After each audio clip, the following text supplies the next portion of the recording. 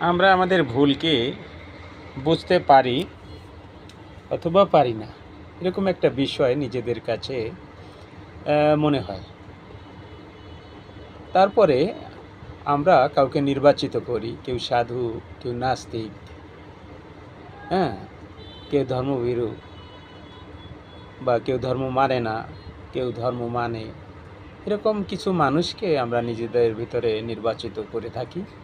তো আমি বলবো যে একজন নাস্তিক মানুষ যে ধর্ম মানে না, কিন্তু সে যদি কোনো অন্যায় কাজ না করে, সমাজের সাথে সুন্দরভাবে চলে ফেরে, তাহলে সে কতটা পাপ করে।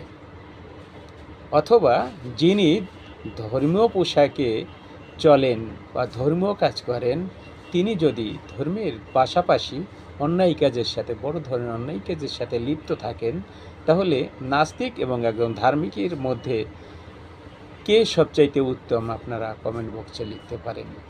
ধন্যবাদ। আমরা আমাদের ভুলকে বুঝতে পারি অথবা পারি না, এরকম একটা বিষয় নিজেদের কাছে মনে হয়। তারপরে আমরা কাউকে নির্বাচিত করি, কেউ সাধু, কেউ নাস্তিক, হ্যাঁ, কেউ ধর্মভীরু বা কেউ ধর্ম মানে না, কেউ ধর্ম মানে। এরকম কিছু মানুষকে আমরা নিজেদের ভিতরে নির্বাচিত করে থাকি। তো আমি বলবো যে একজন নাস্তিক মানুষ যে ধর্ম মানে না, কিন্তু সে যদি কোনো অন্যায় কাজ না করে, সমাজের সাথে সুন্দরভাবে চলে ফেরে, তাহলে সে কতটা পাপ করে।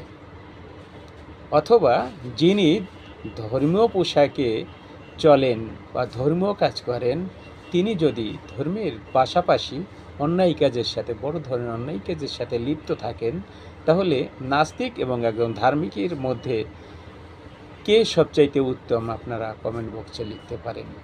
ধন্যবাদ।